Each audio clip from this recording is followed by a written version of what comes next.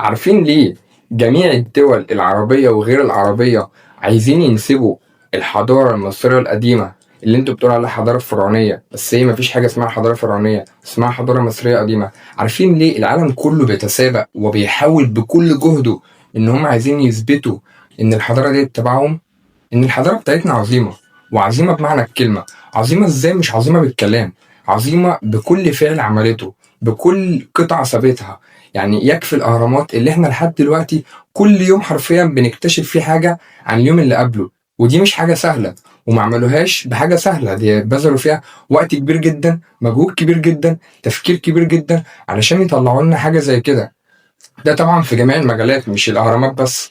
فلما تسمع حضارة مصرية قديمة اللي هي حضارة بلدك، لازم طبعا تفتخر بيها جدا قدام العالم كله، علشان دي الحضارة بتاعتك انت، دي الحاجة بتاعتك انت، فاهم؟ وبالعلم وبالدليل عندنا والعلماء والتاريخ كله بيثبت ان هي تبعنا احنا. علشان جزء الجهل اللي هو الجهل بالمعلومة ممكن يخليك تظن ان هي مش تبعنا، بس هي بكل الأدلة تبع المصريين القدماء. فافتخر ببلدك وبس كده، سلام.